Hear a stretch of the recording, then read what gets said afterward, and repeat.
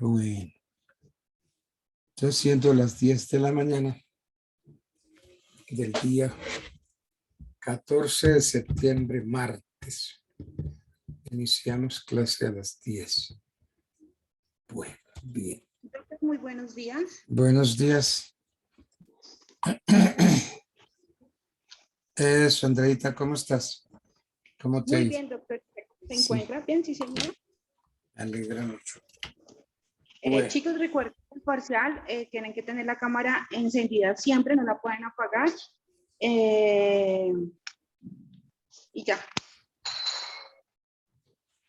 ok. Bueno, entonces, aquí hay un solo señor nada más, Héctor Rodríguez. Entonces, que empiece el caballero, ¿cierto? Bueno, Pues sí, doctor. Pues porque es bendita entre las mujeres, o sea, en el grupo. ¿cómo le parece? Oiga, Héctor, mire usted rodeado de todas esas mujeres lindas. ¿Qué más le puede usted? Un Un ramillete. ramillete de belleza. ¿Y qué más le puede usted pedir a la vida? Nada, ¿cierto? Usted es un... Bueno.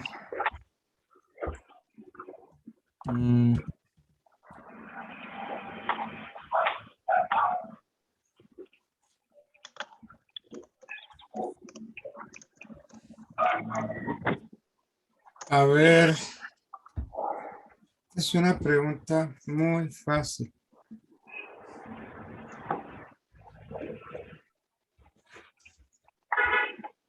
Héctor, ¿qué se debe hacer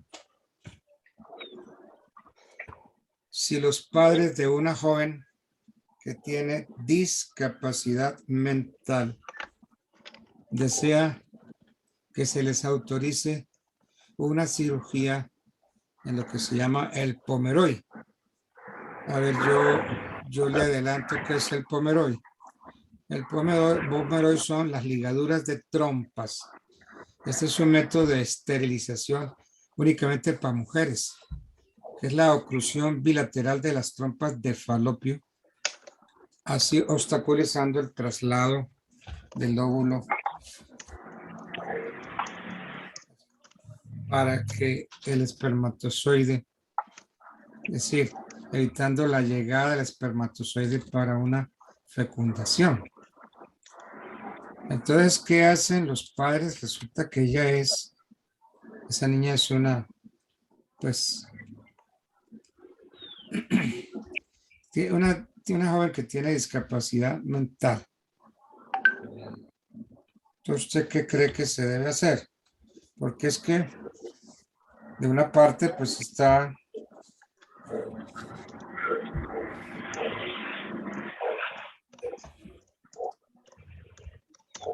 Estoy oyendo un montón de perritos ladrando y todo.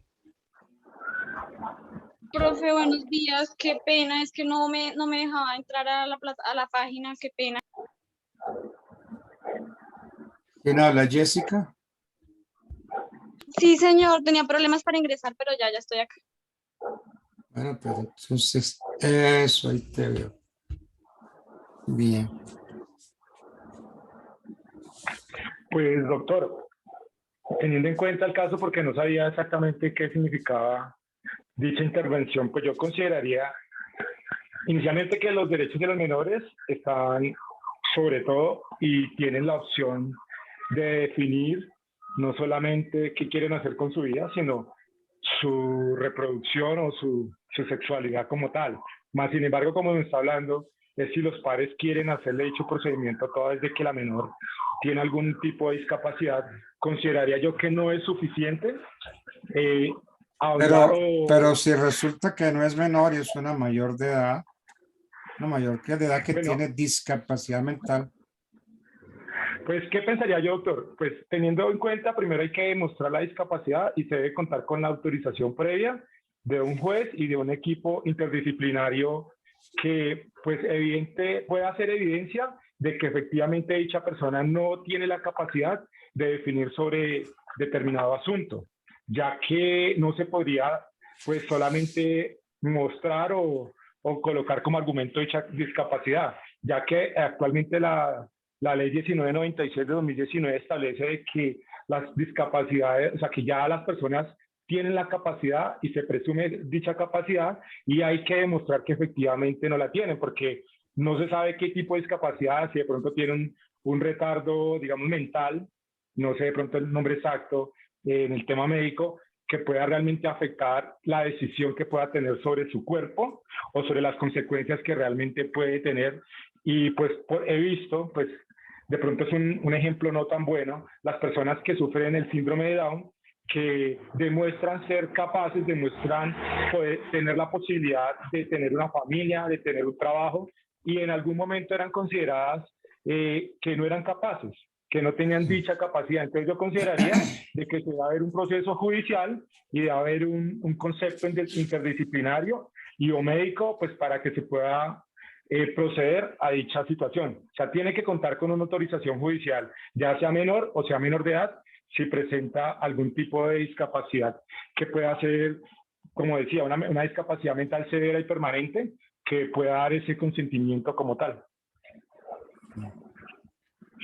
Bueno, ¿qué opinan las niñas de ese Pues análisis? doctor, si me lo permite, yo opino pues que si la persona realmente está diagnosticada con una discapacidad, pues realmente sus padres son quienes tienen la patria potestad y la custodia de esa persona adulta que usted nos refiere.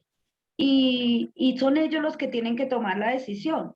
Pero que si eso se va a un proceso mucho más amplio, pues el juez podría determinar que no tomaran esa medida, que tomaran otras medidas para protegerla de un posible embarazo. Si, por ejemplo, la menor se ve enfrenta, pues tiene derecho a tener una relación sentimental, o si por desgracia se ve enfrentada a un acceso carnal violento, sería que tomaran otra medida menos drástica que influya menos en su cuerpo, como otro tipo de anticonceptivo. No sé, pudiera ser lo que se llamaba la T o el DIU, o pastillas, o la inyección, o lo que le colocan en el brazo, el Yadel, que tomaran otras medidas como menos invasivas a su cuerpo, menos dolorosas. Esa es mi opinión con respecto a ese tema. Pero son los padres Profe, quienes deciden, no la persona discapacitada. Niño. profe, No, ajá. Sí, dale, niño. Nini. Profe, teniendo en cuenta si, pues, por ejemplo, muchas veces los niños discapacitados, como los de síndrome de Down, pueden manifestar que quieren ser papás, que lo quieren ser, y pues, pues hay que valorarlos y evaluar si su discapacidad de pronto podría ser una forma de tortura o de violación de derechos, Estoy digamos, viendo ligándolos. Pero, como le digo, profe, hay que evaluar la discapacidad. Si es demasiado incapaz cognitivamente, esta situación de dejarlo que pueda tener hijos, o sea, de no ligarlo, puede atentar contra su vida, porque están muy propensos a violaciones sexuales, están muy expuestos. Entonces, pues, ya sería el representante legal del niño o de la niña que esté con esta discapacidad la que tome la decisión como su protector y como su velador. Listo, profe, esa intervención. Doctor, yo determinaría que según el grado de discapacidad que presenta esta persona. Entonces ahí se debería hacer, considero yo, no se haría el estudio de todas las personas, el ente médico que participa, porque como sabemos, según lo que usted estaba diciendo, el pomeroy es una interrupción, entonces es una descarga hormonal. Hay que ver las consecuencias que traiga para esta persona, para esta mujer, las consecuencias de realizarse el pomeroy.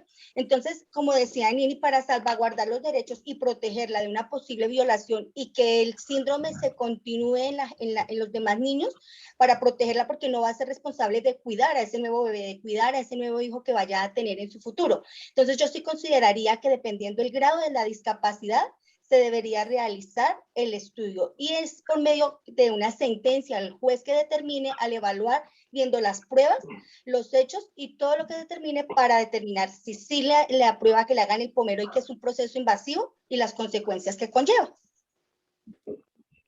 Bueno, y a ver, y si Doctor, esa condición de retraso Profe, Pues, qué pena. Yo podría molestarle con que me regale el caso. Es que no había podido ingresar y no entiendo de qué están hablando. No he podido ponerme en contexto. sí, es el caso de una hija, mm, vamos a ponerla mayor de edad, que tiene una discapacidad mental. Y entonces los padres piensan que esa hija en ese estado podría quedar embarazada. Y entonces están pensando en una cirugía de Pomeroy. Pomeroy, ¿qué es? El Pomeroy son las ligaduras de trompas que se le hace a la mujer como un método de esterilización. Es una oclusión bilateral de las trompas de falopio. Se obstaculiza para evitar el traslado del óvulo y entonces evita así la llegada del espermatozoide para la fecundación. Entonces, si los padres pueden realizar esa operación en realidad, viendo que la hija es una incapaz, tiene una discapacidad mental. Y entonces, la pregunta es, ¿los padres pueden hacerlo directamente o necesitan de una autorización o qué proceso se realiza? ¿Qué deben hacer los padres? ¿Quién debe adelantar ese proceso? ¿Ante quién? Entonces, esa es como la pregunta, el tema, Jessica, que estamos tratando. Ok, profe, gracias. Bueno, Doctor, si me permite un segundo, para eso tenemos la ley 1412 del 2010 que nos habla sobre el tema.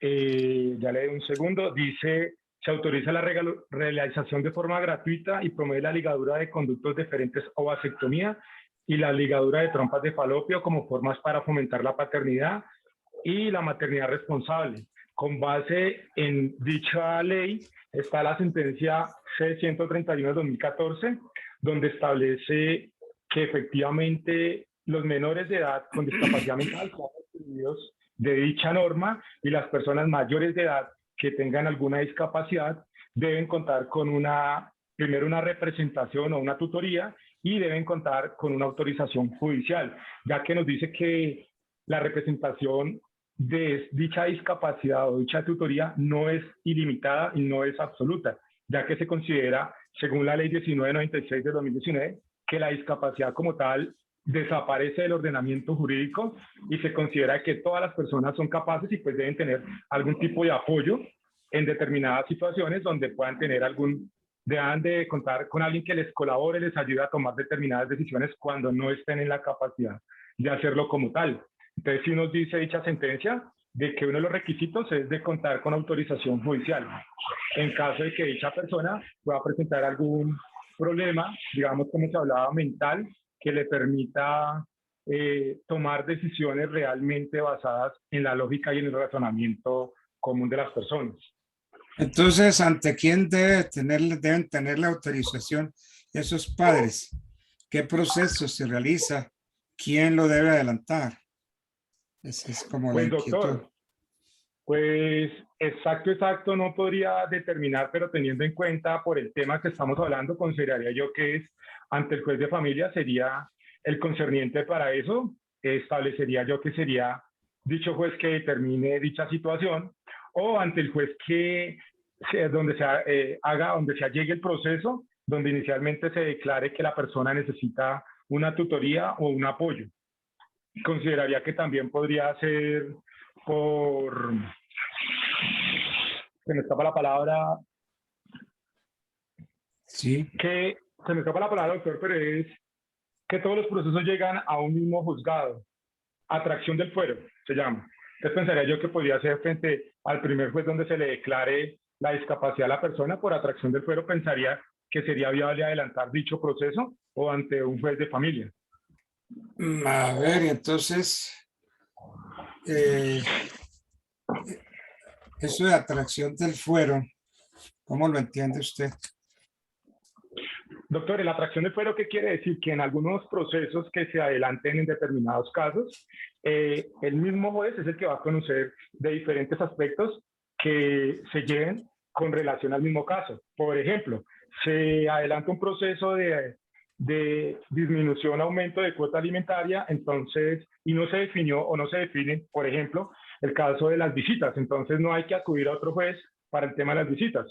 Este mismo juez es el que va a regular dicho proceso. Si vamos a mirar otro tema relacionado con el mismo o que tiene injerencia con el mismo tema, eso se llama la atracción de fuero. Él va a llegar a esos procesos y va a conocer de ellos. No es necesario acudir a otro tipo de juez, porque a veces la gente lo hace, normalmente es porque de pronto no me gustó la decisión del juez, entonces acudo a otro, porque de pronto el otro es mejor, es mi amigo o es algo, no. De la atracción de fuero regula esas situaciones, pues para que sea el mismo juez que conoció ya de una situación en particular, él pueda conocer de otras situaciones, pero que tengan relación con los mismos hechos o con el mismo tema. No podemos decir que estamos en un tema de disminución, aumento de cuota alimentaria, un padre y una madre están en ese litigio, entonces ahora hay otra discusión por una herencia. Entonces vamos a acudir al mismo juez, no. Eso ya es un tema muy diferente a lo que estamos hablando. Sí. Entonces siempre se van a tener en cuenta esas situaciones y los mismos hechos que tienen que tener una relación directa. No puede ser de las personas, tiene que ser una relación directa, personas y hechos. Esa es la atracción del fuero, doctor. Gracias, Héctor. Pregunto a las niñas, ¿y cuál es el juez competente para conocer de esa situación? Doctor, yo considero que es el juez de civil familia. El juez civil familia. ¿Por qué no precisamos mejor? Juez de familia. Sí, juez de familia, porque considero que como es un proceso el cual debe, como decía Héctor, tener un representante. Entonces yo me pongo en el sitio, si yo fuese la mamá, yo iría a iniciar el proceso y el juez de familia me determinaría como un curador, un representante para mi hija, para que vea otro punto de vista diferente al que yo tengo y le haga valer los derechos a ella si realmente los ubica. Y los jueces civil familia son los que se encargan en primera instancia de los procesos. Entonces yo considero que es el juez civil familia, doctor. Pero ese juez de familia...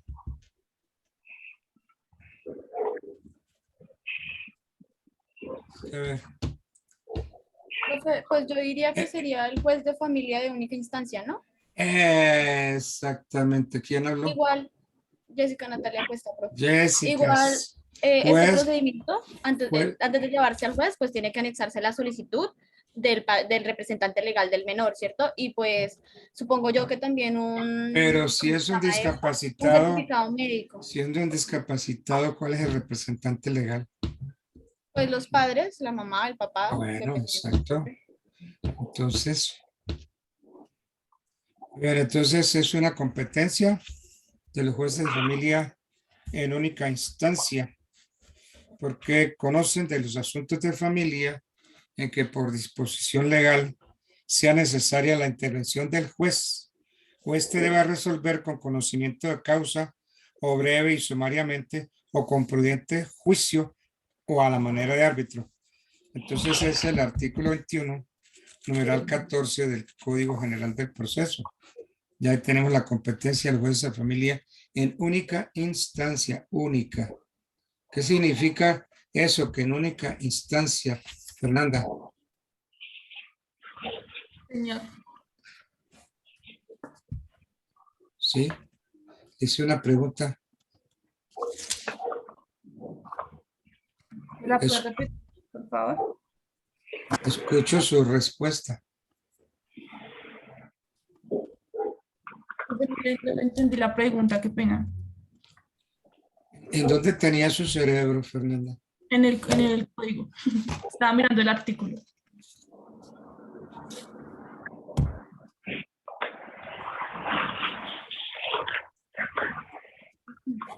¿Qué significa esto? Me he dicho, ante mi pregunta, ¿quién es el juez competente? El juez de familia de única instancia. Juez de familia en única, no de única instancia, en única instancia. ¿Qué le está diciendo eso, Fernanda? que, pues que no lo va a conocer un juez superior y que no tiene apelación. Pues el caso no va a tener apelación y no lo va a conocer un juez superior, sino pues el juez. ¿Qué me habla de la apelación? ¿Qué? No puede haber apelación en un proceso que conoce un juez en la única instancia, no puede haber apelación. No habría apelación porque se resuelve en la única instancia. El juez de familia conoce en única instancia de los asuntos de que trata el artículo 21 del Código General del Proceso. Bueno. Bien, y si el juez niega el procedimiento, ¿qué se puede hacer ahí? Pues, profe, ¿puedo hablar? Sí, Se claro, claro, pues, Jessica. O le estaba preguntando a la compañera Fernanda, qué pena. No, yo pregunté. No, Fernanda, pues no me dijo nada. por eso, profe, por el tipo de caso se puede recurrir al recurso de reposición. Pero no es que se resuelve en única instancia. Entonces, si el juez niega, va a interponer recurso de reposición ante una sentencia negatoria. Fernanda, se complicó usted la vida. Si el juez niega, Entonces, no, si el juez niega, pues se puede aplicar la tutela, sería por una tutela. tutela, a ver, quiero la intervención de las demás compañeras.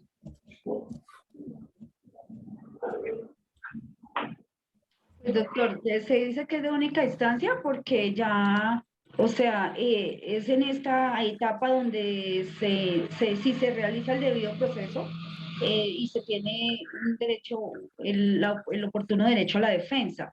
El juez tendría que esgrimir su motivación por cuál niega el acceso a la justicia. El juez no se puede negar así como así a negar el acceso a la justicia, pues porque le corresponde a él fallar con respecto a esto. De pronto lo que dice la compañera, ya tendría que hacer una tutela o pedir un sancionatorio administrativo a ese juez que le negó ese acceso a la justicia. Porque entonces si no hay más, no hay un recurrente, no hay un superior jerárquico al que podamos acudir. Alguien tiene que solucionar el caso. No puede ser que el juez simplemente diga, no, me niego a concederle el derecho o a atender su caso. Eso no lo puede hacer.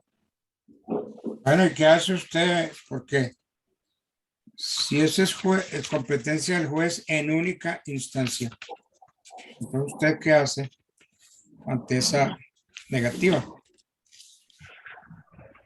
Pues yo sí iniciaría una acción de tutela pidiendo como una sanción administrativa o una revisión ante la Procuraduría para ese juez que se negó a brindarme ese derecho. ¿Qué opinan los demás intervinientes? Pues doctor, yo considero que Pues, se podría acceder a una opción que es la consulta ante el Tribunal Superior para que revise dicho pronunciamiento del juez, o se podría hacer o interponer una acción de tutela contra el fallo, pues por una presunta violación al debido proceso. Pues tendríamos que determinar el por qué el juez no aceptó o por qué niega las pretensiones en la única instancia, pues tienen que ser relacionadas con el debido proceso. Pensaría yo que sería la opción que se tiene. O la consulta, pero aunque no es un recurso como tal, si es una opción de que los tribunales revisen, pues teniendo en cuenta o con los argumentos necesarios, ya que no se puede decir que por no estar de acuerdo con el fallo, ya el juez esté fallando mal. Hay que argumentar el por qué el juez pudo haber cometido algún error. Pensaría yo que son, todas de que no procede la apelación. Bueno. Entonces, Héctor dice pues que se puede ir en consulta. En consulta. La sentencia va en consulta. ¿A dónde iría esa sentencia en el grado de consulta?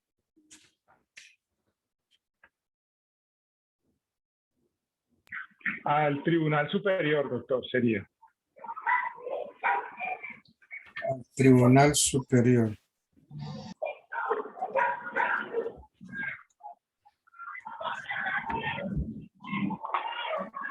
¿Por qué Héctor dice que consulta?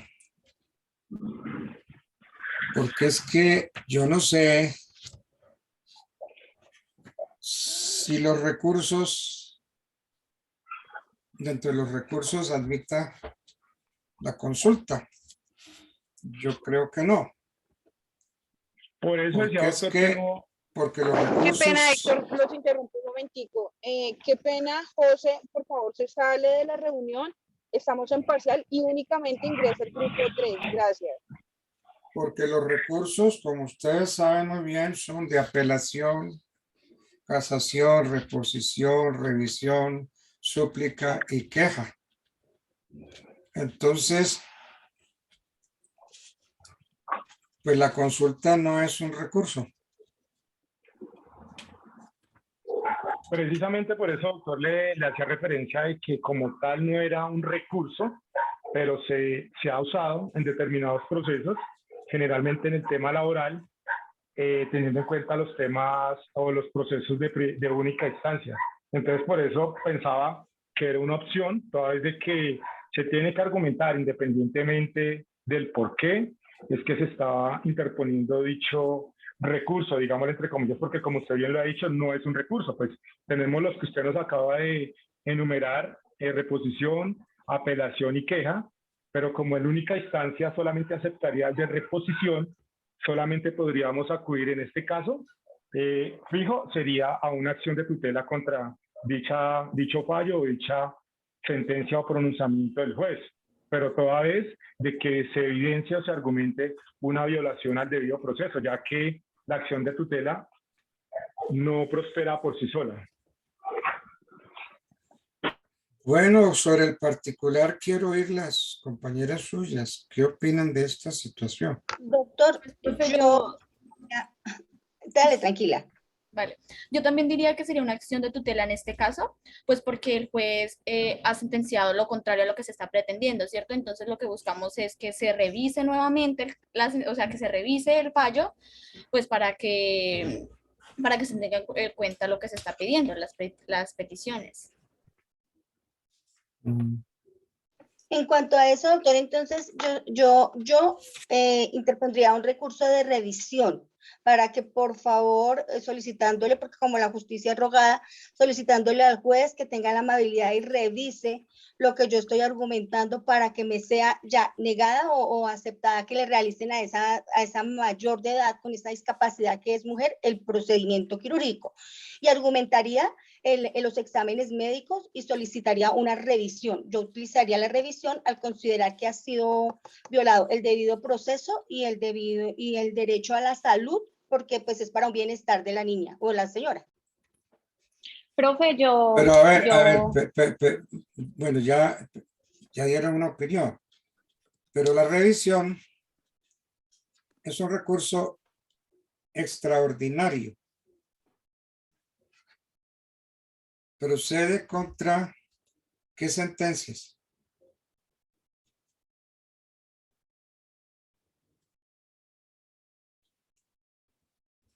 Escúchame, doctor, me dice que el recurso de reposición es un recurso extraordinario. ¿Y qué fue lo que continuó? ¿Contra qué? Sí, entonces, usted lo dijo muy bien. Que acude a un recurso de revisión. Yo aclaro que el recurso de revisión es un recurso extraordinario. Procede contra sentencias ejecutoriadas. Entonces yo me pregunto, ¿contra qué sentencias? ¿Contra qué causales? Es decir, ¿contra qué sentencias se puede interponer el recurso de revisión?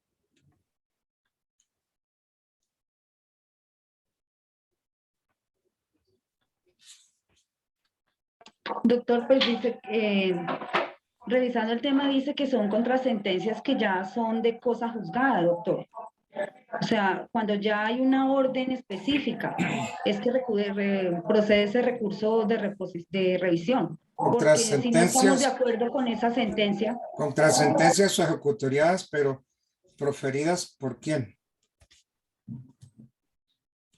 Pues, Ese- profe, yo diría que por la sala de lo contencioso administrativo,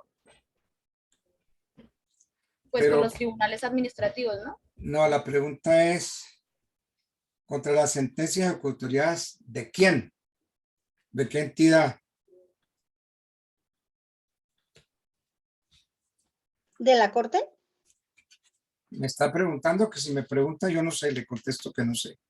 Porque una pregunta no se responde con otra pregunta. ¿Cuándo me irán a entender mi método? Doctor, Yo hago una escúcheme, pregunta y a mí no me gusta que me respondan con otra pregunta, porque entonces yo termino yo con yo preguntándome. Y así no es el cuento.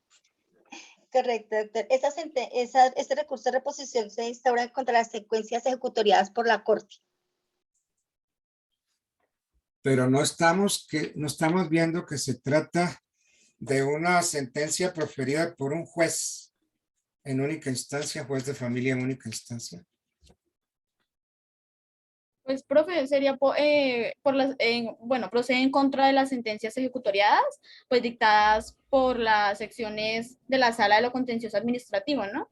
A ver, un momentico, si esto no es administrativo, esto es un tema eminentemente familia civil.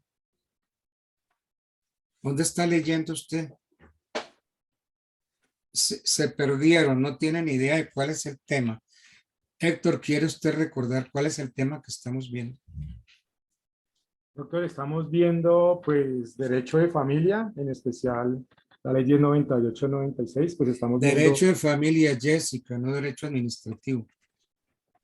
Entonces hay una sentencia de un juez de familia y una sentencia de un juez de familia en única instancia, ¿cierto? Porque eso ya lo habíamos dilucidado de conformidad con el artículo 21 del Código General del Proceso. Entonces, es competencia de los jueces de familia en única instancia los asuntos de familia en que sea necesaria la intervención del juez. ¿Sí? Única instancia significa entonces que eso no tiene segunda instancia. Cuando dice única instancia, muere ahí. Como no tiene segunda instancia, mi pregunta es, entonces, ¿qué se puede hacer si el juez niega el pomeroy? Entonces, ¿qué hacemos? Acudir a los Entonces, otros métodos que yo le decía, doctor, inicialmente. Acudir a un método menos invasivo. bueno, pero ya el juez resolvió y dijo que no se puede hacer el pomeroy. Y entonces falló. Hay una sentencia de un juez de familia en única instancia. Y entonces, ante esa sentencia de ese juez, ¿qué pueden hacer esos padres?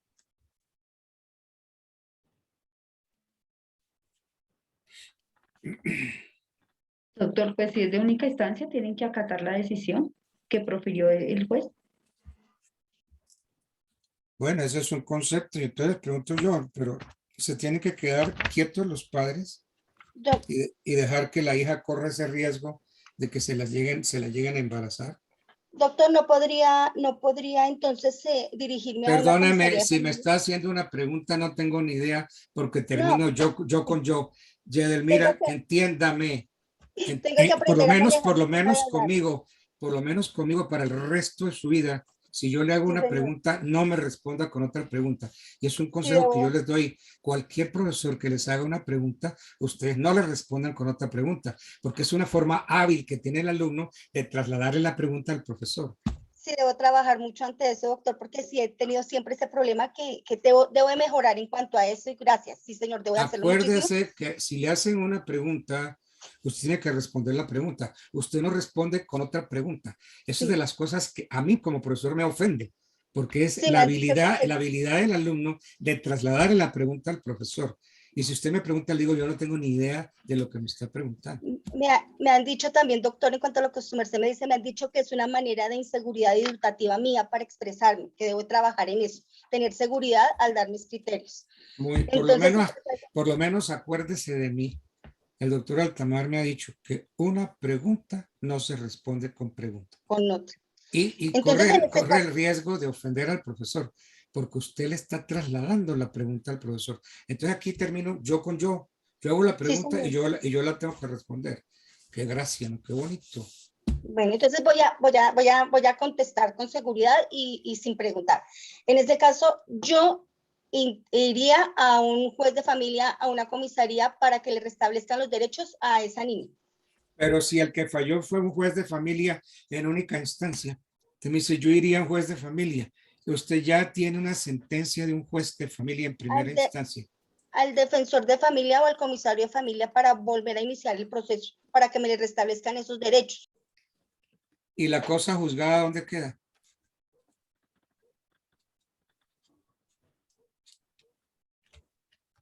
Non bis in idem. Usted no puede volver sobre lo mismo, porque ya el asunto ya está juzgado, ya está sentenciado por un juez de familia en única instancia. Un consejo que yo les doy cuando estén en un examen, échenle cabeza a la respuesta. Primero, entender qué me están preguntando y lo segundo, qué estoy contestando, porque si no me tiro hacia la misma. Yo iría a un juez de familia, ¿cómo le parece a usted? Estamos ante una sentencia de un juez de familia en única instancia. Usted me dice que iría a un juez de familia. Por ya estaban hablando de una tutela, hablaban, yo no sé, estaban hablando de unos recursos que no existen. Bueno, nos quedamos así. Profe, pues yo interpondría un recurso de reposición, pues ya es para que, o sea, si la decisión es desfavorable, pues para que me aclare o para que modifique en su defecto la decisión el juez de única Reina, instancia. pero si el artículo 21 del Código General del Proceso dice competencia de los jueces de familia en única instancia. Significa que contra esa sentencia usted puede interponer el recurso de reposición.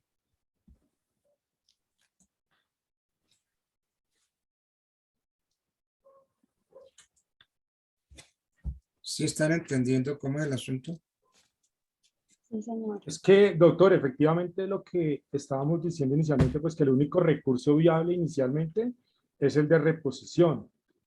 Hablábamos de la acción de tutela, pero tendríamos que argumentar de que hubo violación al debido proceso, pues para impugnar como tal es el fallo que profirió dicho juez, pero no estamos como tal, no sería como tal un recurso, sino una acción, pues para poder proteger los derechos, como usted lo decía, en caso de que no se esté de acuerdo, pero no se puede argumentar la acción de tutela solamente basándose en no estar de acuerdo. Hay que argumentar de que el juez no respetó el debido proceso o hizo violación de algún derecho fundamental de dicha persona, pero tendría que argumentarse, no es así como tan folclóricamente. Por eso lo que decía Nini, que pues el recurso viable es el de reposición, pues toda vez de que, como usted nos ha afirmado en varias ocasiones, estos procesos no tienen los recursos de apelación. Estábamos hablando y usted nos hacía una referencia del recurso de revisión y pues el artículo 355 del Código General del Proceso nos establece unas causales que son taxativas, tienen que escribirse exactamente y describirse cómo se van a aplicar o no y en determinados casos. Pues no. Bueno, entonces, a ver, yo pienso lo siguiente. Entonces, interpone el recurso de reposición. Bueno, vamos a suponer que, como dice el código, pues que ustedes interponen el recurso de reposición contra ese auto que dictó el juez negando el Pomeroy solicitado por los padres. Y piden la reposición para que se revoque, para que se reforme. Y entonces, ese auto de reposición no es susceptible de ningún recurso. Vamos a suponer que ustedes se interponen y el juez en la reposición dice, me atengo a lo resuelto. Entonces, ese auto no es susceptible de ningún recurso. Entonces, entraremos ya en la cosa juzgada. Sí, señor. Doctor, Entraríamos ya pero a cosa juzgada. del tema que tú nos hablabas del recurso extraordinario de revisión, el artículo 354 dice que ese recurso es en sí el proceso mismo y que se puede aplicar para cosa juzgada, o sea, cuando la cosa juzgada no está como tan clara por la violación al debido proceso. Bueno, entonces le acepto. Eso dice, aunque usted no lo dijo, es el 354. Dice que el recurso extraordinario de revisión procede contra las sentencias ejecutoriadas. Entonces, muy bien, la revisión. Entonces, habría que entrar a ver si hay alguna causal que admita la revisión. Y ese recurso de revisión se interpone ¿ante quién?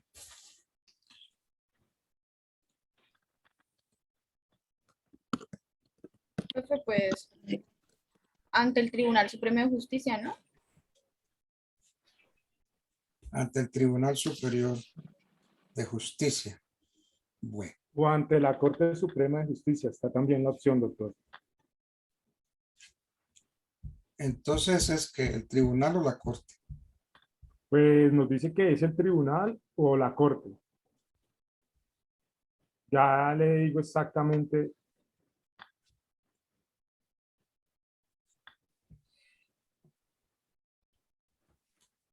Pues, profe, yo, desde mi punto de vista, yo diría que, bueno, habría lugar al recurso extraordinario de revisión ante el Tribunal Supremo de Justicia, pues, de la sentencia ejecutoriada. Momentico. Revisión ante el tribunal.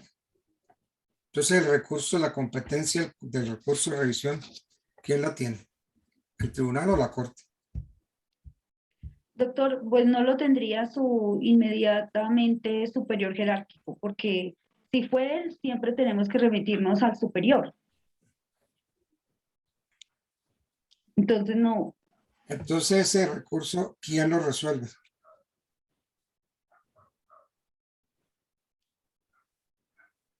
el tribunal, doctor. El tribunal. Bien. Entonces la revisión es un proceso sobre una sentencia. Y entonces se va al tribunal por el recurso de revisión. Entonces,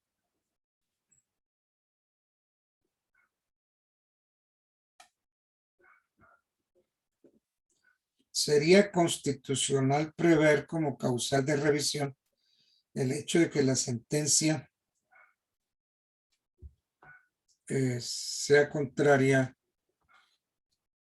a los intereses de las partes.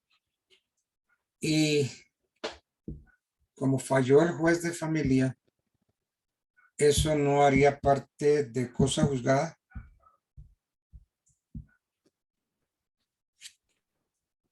Sí, No, claro, doctor, doctor. porque el juez no siempre Sí tiene que sería fallar. cosa juzgada. O sea, cuando ya se dicta la sentencia y queda ejecutoriada, ya se determina como cosa juzgada. Ya después de que, en el caso que estamos hablando, al ser de única instancia, ya no proceder recursos, ya pasa a ser ejecutoriada y a ser cosa juzgada en el tema que estamos hablando. Ya cuando son procesos de primera y segunda instancia, hay que esperar que efectivamente se promueva un fallo y dicho fallo ya termine siendo ejecutoriado. Entonces, según lo que estamos entendiendo, doctor, pensaría yo que sería viable en determinado caso interponer el recurso de revisión siempre y cuando se cumplan algunas de las causales descritas en el artículo 355 del Código General del Proceso. Estoy de Toda vez acuerdo. de que dicha, señor, Estoy de acuerdo. Entonces, la revisión sería un proceso que se abre contra la sentencia. La sentencia ya proferida por el tribunal. ¿Cierto? ¿O cómo es el asunto? Yo sí quiero oírlas a ellas. Jessica, ¿usted qué me dice? Señor profe, Ay, no, es que están elevadas. pues yo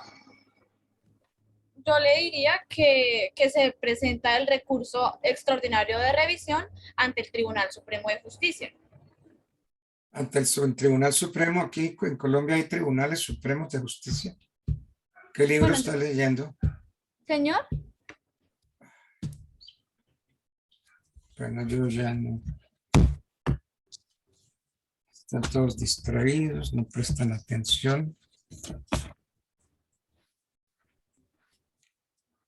Bueno, este es el grupo 3.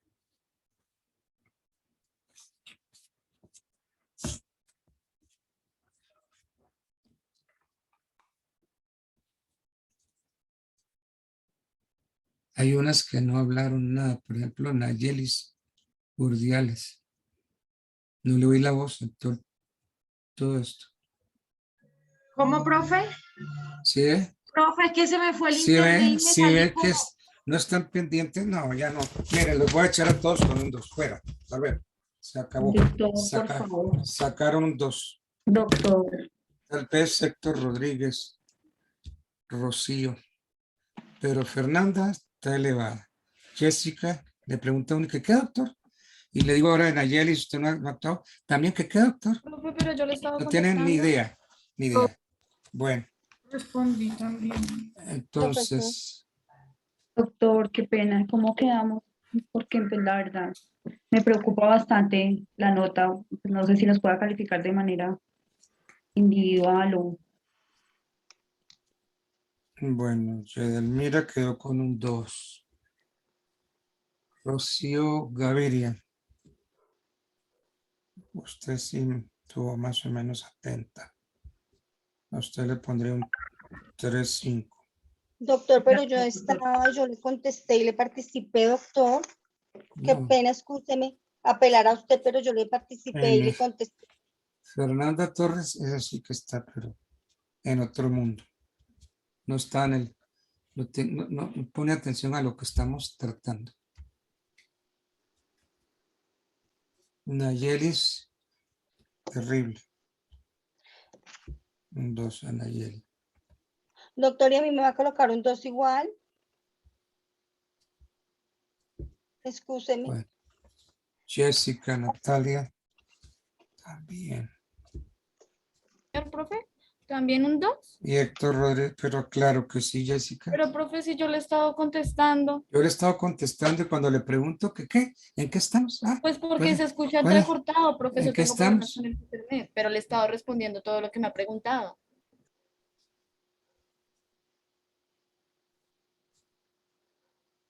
A Héctor Rodríguez le repito la nota que sacó en el primero. Bueno, Profesor, yo apelo a usted al recurso de revisión, por favor. no, es que están sentados ahí, pero tienen la cabeza en otra parte. Yo no sé qué están haciendo. Yo Y cuando estaba uno con les pregunta, usted. los aterriza, no saben en qué estamos. Yo estaba con usted, de hecho que me enseñó a que no debo contestar con otra pregunta, que debo cambiar la manera de presentar, de contestar. Yo he estado pendiente, doctor. De hecho, yo le dije que yo asumiría el derecho de revisión. Yo le dije que yo apelaría a ese derecho. Lo que no supe fue ante quién, pero yo le estaba participando y le estaba contestando, doctor. También le contesté lo del civil, al juez civil de familia. Lo que no le contesté fue que de única Bueno. instancia. Por favor, doctor. Realmente, Terrible. pues sí, pero no me parece, doctor, que si le participé me coloque un 2 igual a recurso de revisión, doctor. Entonces, Fernanda Torres se va con un 2 en el segundo saldo. Nayeli, sí, sí, terrible, porque está, usted no sé en qué está.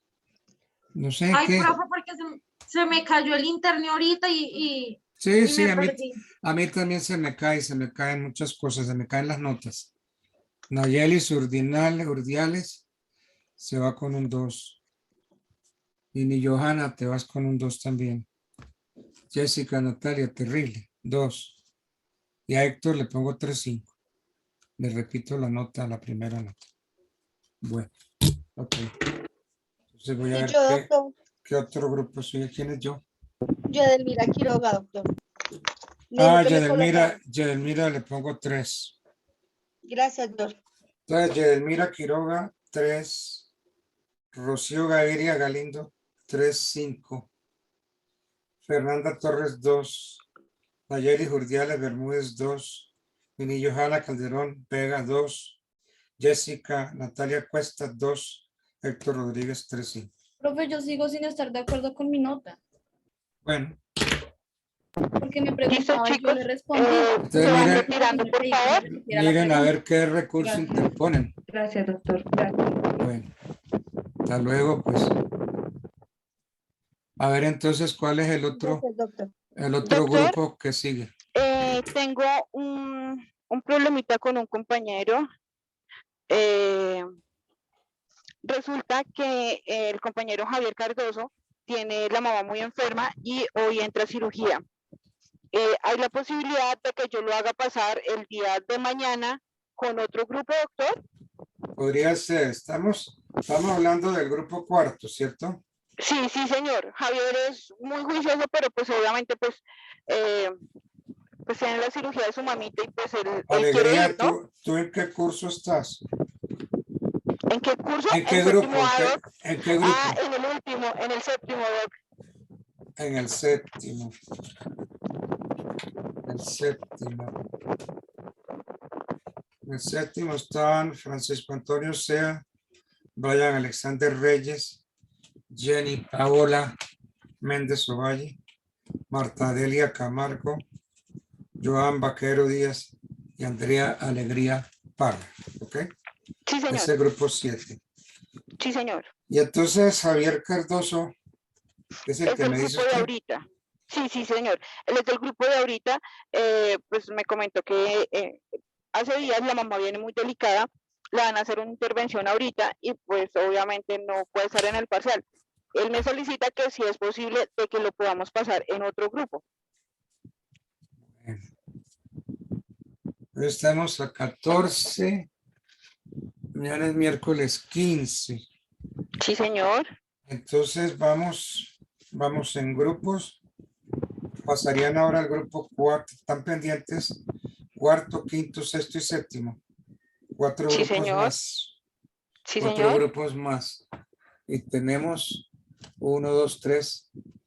Contando hoy ya no sería. Me quedarían jueves, miércoles, jueves y viernes. Que es entendido, nosotros terminaríamos los parciales el jueves, doctor. El jueves sí, todos me pasan. Sí, señor. Igual los que no van pasando, digamos por alguna incapacidad o algo así, pero pues que obviamente tenga la sea sustentada, se puede pasar el jueves de 11 a 12, porque el jueves solamente pasaría un grupo, que sería el mío. Pero las incapacidades yo no las ventilo, Andrea. Esas incapacidades que se inventan, que las mire, registro y control, yo no miro eso.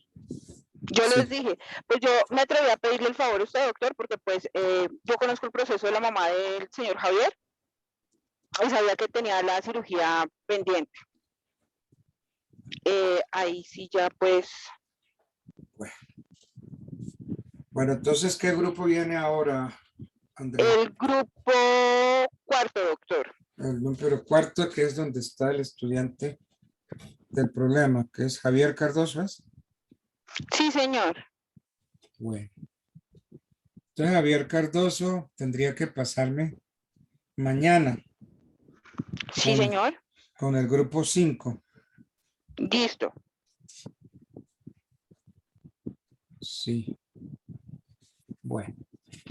Ok, Listo, entonces, doctor. Le en- agradezco mucho. entonces que entre el grupo cuarto. Listo, yo ya les dije que ingresaran, doctor. Grupo cuarto. Ya les vuelvo a escribir.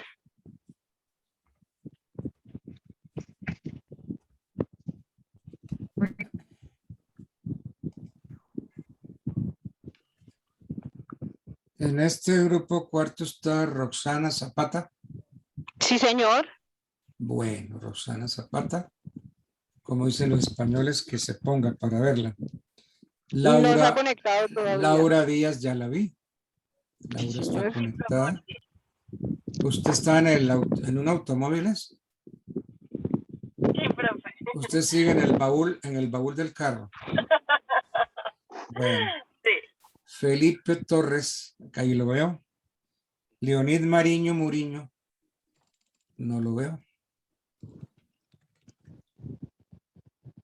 José Guadit Hola, Rocha doctor, ¿cómo ha estado? Buenos días. y Javier Cardoso.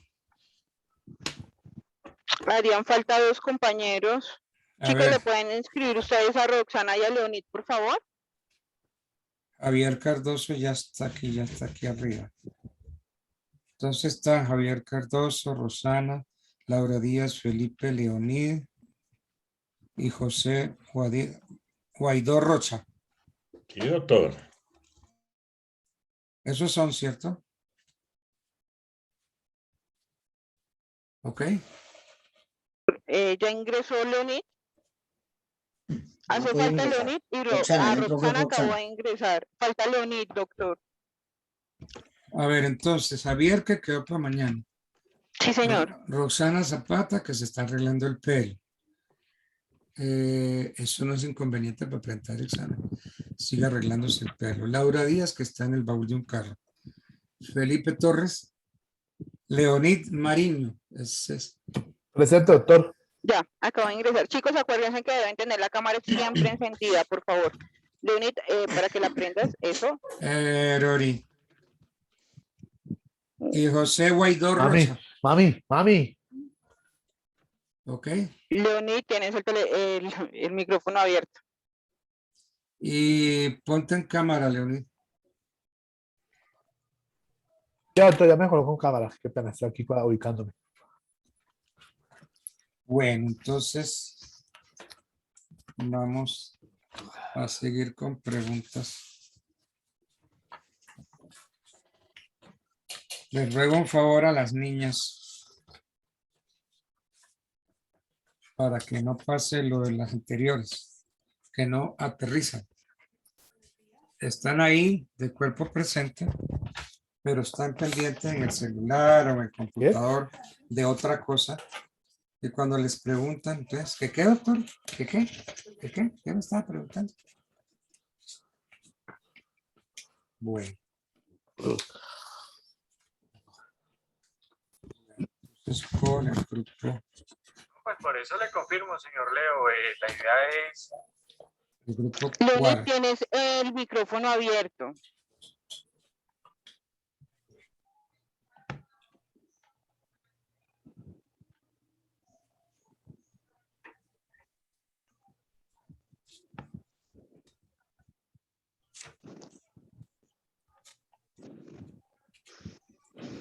Bueno. Miremos a ver.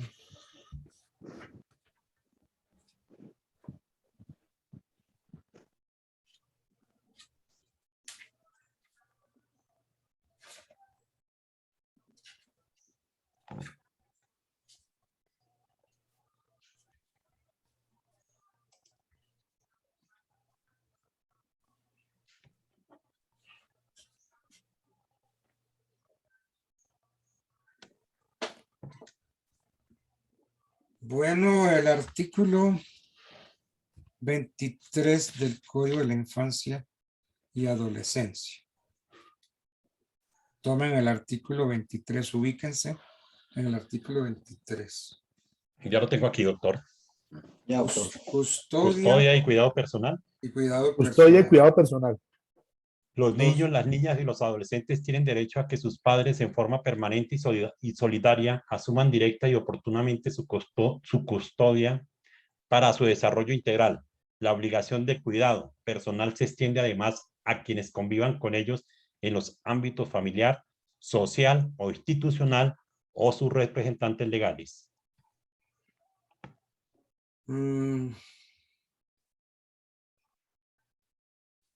A ver, ya está leído ese artículo.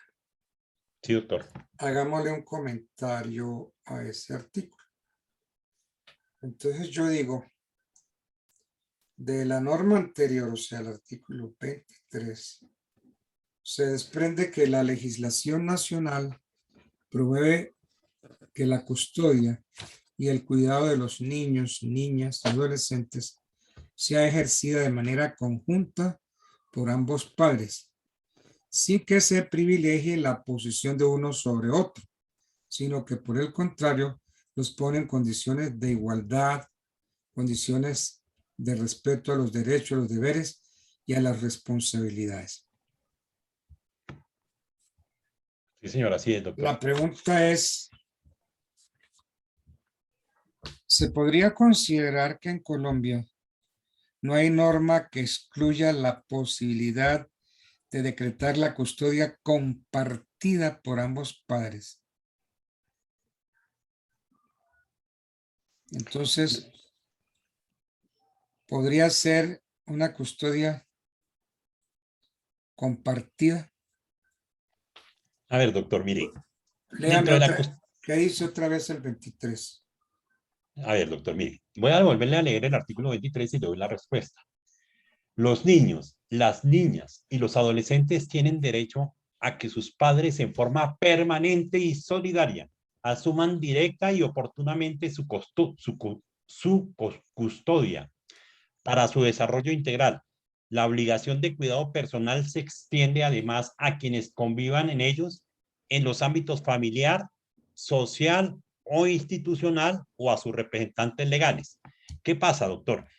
Que en la actualidad no existen causales establecidas en la ley para este hecho. Sin embargo, corresponde a las autoridades competentes, tanto administrativas como judiciales, analizar los hechos de cada caso en concreto a la luz de la normatividad vigente y sobre la materia y adoptar una decisión pensando siempre en el bienestar del niño, la niña o el adolescente. Bueno, eso es lo que usted me está leyendo. ¿Qué me está leyendo? Yo creí que usted me iba a dar su concepto. ¿Qué leyó ahí? ¿En dónde? No, ¿Qué no, leyó? no, yo no le estoy leyendo, yo le estoy diciendo... No. Ya seamos serios. Por eso, como bien significa el artículo 23, doctor, que la... No, que la usted me estaba leyendo, hombre. ¿Qué estaba leyendo? No, yo le estaba leyendo en el tema de que Pero las ¿qué causales estaba, no pueden... qué era lo que estaba leyendo? Dígame, una sentencia, un concepto de un Una autor. definición sobre las causales que no pueden dar lugar a la fijación de la custodia, doctor. Eso fue lo que le acabé de leer. Las causales. No hay causales que... ¿Dónde está? ¿En qué artículo están las causales? Miremos a ver el artículo. Pero no es que estaba leyendo las causales. No, es que estoy leyendo la respuesta, es que la pregunta... No, es que usted me está leyendo algo, hombre, dígame qué está leyendo. Yo le estoy leyendo una respuesta. Un autor, una sentencia, ¿qué me está leyendo? ¿Qué le estoy leyendo? Pues la respuesta. Usted está como las niñas anteriores, que se hace loco, el desentendido, no tiene ni idea de qué le estoy preguntando. Vea, doctor, usted me Mire, está diciendo que le lea el me artículo 23, se lo contestar lo acabé de que yo leer. pregunté. Perdón, doctor, un momentico. No me dé caramelo, Rocha. No me dé caramelo. Usted me está leyendo algo ahí y lo quiere hacer aparecer como propio. No, me yo dice no. que son No, las eso no es causas. propio. Eso no es propio. Ese es de las diapositivas que le trabajé en el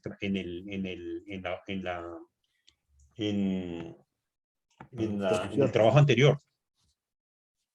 Es decir, lo que usted nos puso a averiguar sobre las autoridades competentes en la custodia de los niños, en el bienestar de los niños. El cuidado y bienestar de los niños, niñas y adolescentes, doctor.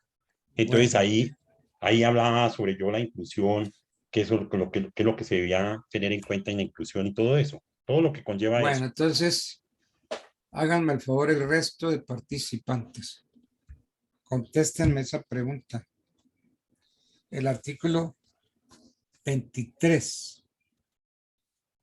¿Ya se ubicaron? Y entonces la pregunta es, ¿qué se desprende de esta norma? Doctor Leonid Mariño. Cuénteme, Leonid. Pues así como lo vemos en el artículo 23, donde nos habla que pues los niños, niñas y adolescentes tienen el derecho a que sus padres reclamen de forma permanente y solidaria su custodia. Vemos que él se desprende también que es con las personas con las que ellos convivan, no solo de sus padres, sino también con las personas que ellos convivan en cuanto al ámbito familiar, cuando habla social o institucional, de pronto en la parte donde cuando van de pronto a un colegio. ¿Sí me hago entender, doctor? O sea, Sí, usted me todo está... lo que pueda afectar al niño o niña o adolescente, hace énfasis este artículo 23 en todo en su marco cuando nos habla de la custodia. Bueno. A ver, ¿quién otro? Laura. Yo, doctor, si quiere, O Felipe. yo puedo, yo tengo respecto a ese caso, tengo, digamos, un caso en concreto que es mío propio, que habla sobre la custodia de mi hija, Eso. que, digamos, entonces, la custodia de mi hija, entonces, es padre y madre, pero hubo un tiempo que mi hija vivía con la abuela materna y la mamá de la niña tuvo que salir del país. Como mi hija vivía con la abuela, la custodia se la dieron a la abuela, una custodia provisional, pero fue más que todo por el cuidado que tenía la abuela materna con la niña, que era la persona que la alimentaba, con la persona que vivía, con la persona que prácticamente que estaba al 100% del tiempo. Y entonces el artículo 23 nos habla que los padres tienen la custodia permanente, pero que puede salir una rama hacia otra persona y tener esa custodia, como es en el caso que le acabo de contar de la custodia de Pero mi hija que la tenía la abuela. ¿cómo es la custodia que tienen los padres? Compartida o simple. ¿Cómo es esa custodia? Abra el micrófono, Felipe.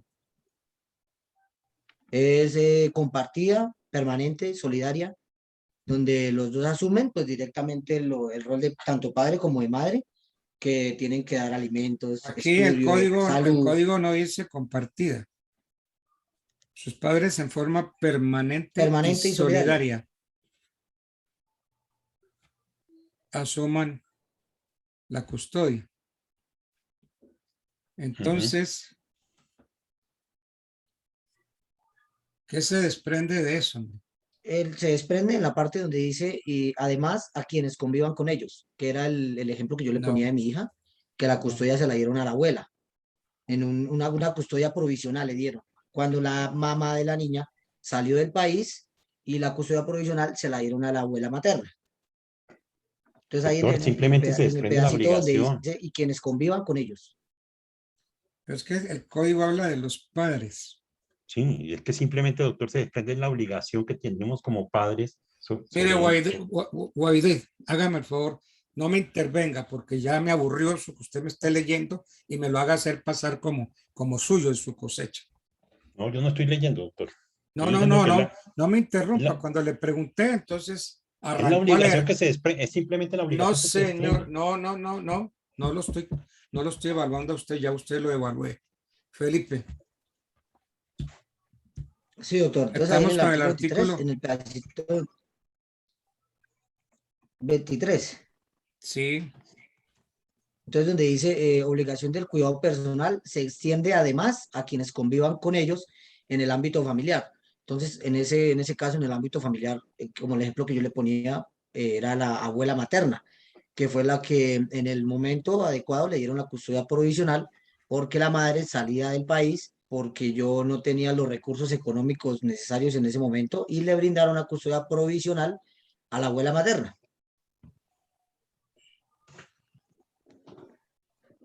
Entonces aquí, ¿qué está pasando con esa decisión que usted me menciona? De conformidad con el Pues artículo 23.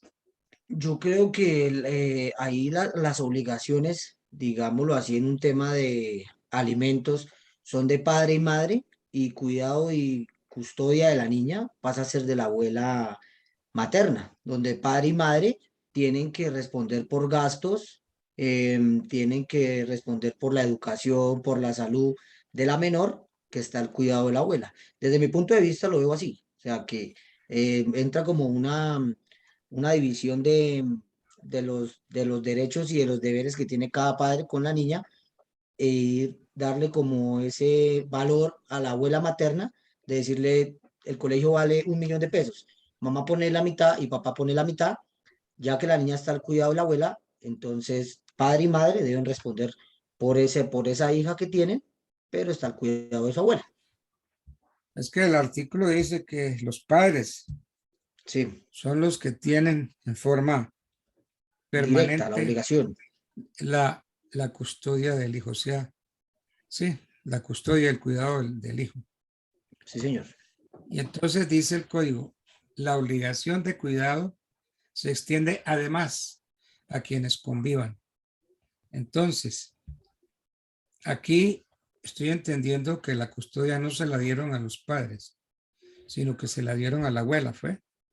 Sí, señor, le dieron una custodia provisional a la abuela, Y porque era la que entonces, convivía con la niña el mayor del tiempo. Ella vivía en la casa de su abuela materna. Entonces, al momento de que la madre sale del país, la abuela solicita la custodia provisional de la menor porque era la que estaba al cuidado de la niña. Pero igualmente que la señora tuviera la custodia no le exoneraba los derechos que tenía padre y mamá sobre la niña y los deberes que tenían sobre la misma. entonces, ¿a qué conclusión llega usted ahí? Pues doctor, como le digo que, o sea, lo viví en carne propia porque fue lo que pasó con mi hija. Sí. Pues yo creo que la conclusión es que los hijos hay que, en el lugar donde estén mejor, es donde deben estar. Mi hija en ese momento estaba bien con su abuela, tenía muy buena afinidad con su abuela, y uno a veces debe decir, si está bien con la abuela o con la mamá, uno debe dejarla.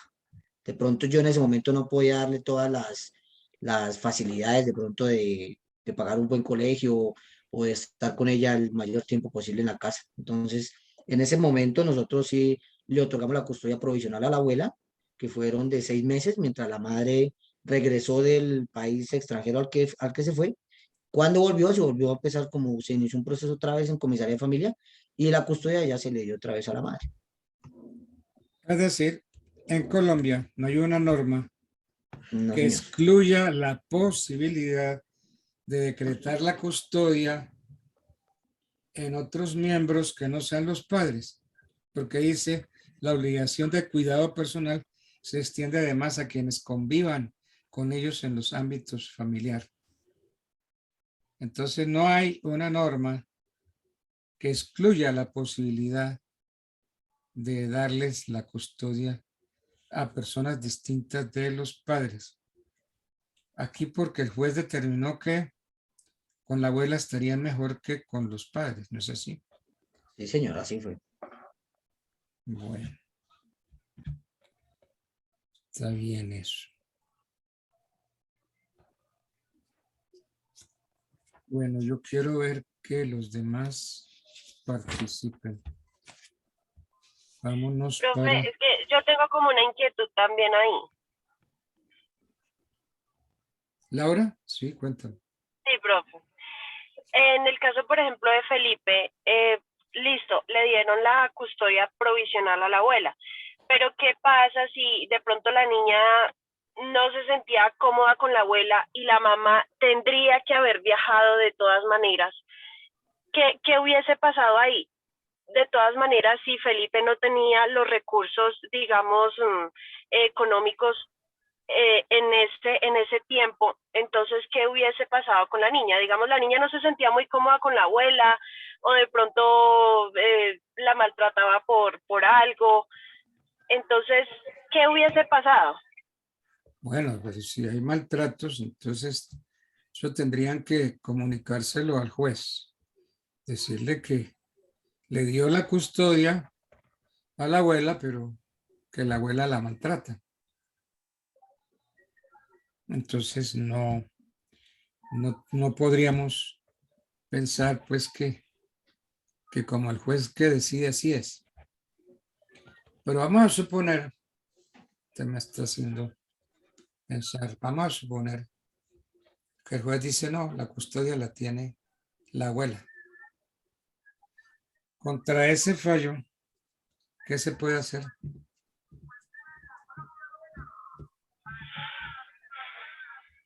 ¿Se puede interponer algún recurso? Apelar. Apelación. Apelación. Pero estamos ante un fallo de un juez de familia, ¿cierto? ¿Sí o sí? Y es un fallo de única instancia. Ah, no se puede. No cabe el recurso de apelación. Entonces no cabe el recurso de apelación.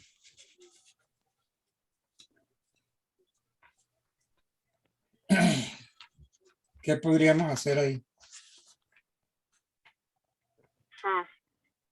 El profe nos pone a pensar más. Sí.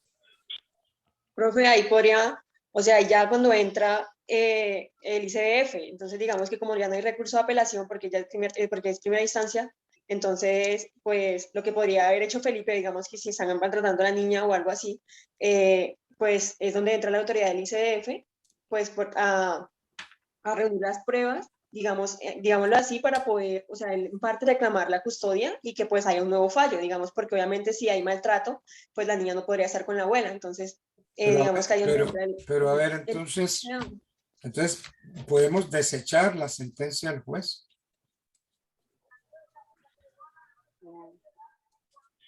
¿Podemos olímpicamente olvidarnos de la sentencia del juez?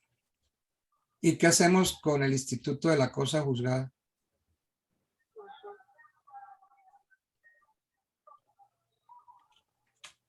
¿Qué habría que hacer ahí? ¿Qué hacemos?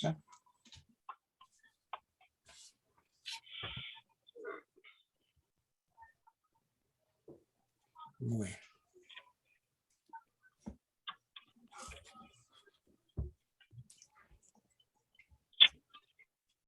A ver, ¿cuáles son los recursos que contempla el ordenamiento jurídico colombiano?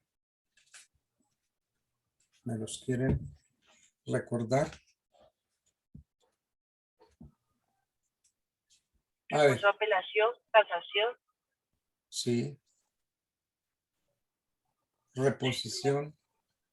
Reposición. Revisión. Súplica y queja. A ver, ¿pueden interponer recurso de apelación? No, señor. No, porque si es única instancia. Es de única instancia. ¿Podría interponerse recurso de casación?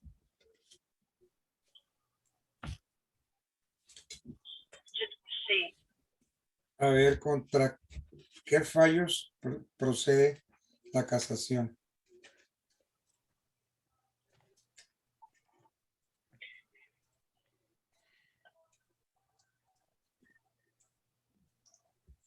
¿Por qué no miran el código? La casación dice, el recurso de casación procede contra las sentencias dictadas en segunda instancia por los tribunales superiores cuando el valor actual de la resolución favorable al recurrente sea o exceda los 425 salarios mínimos legales mensuales vigentes.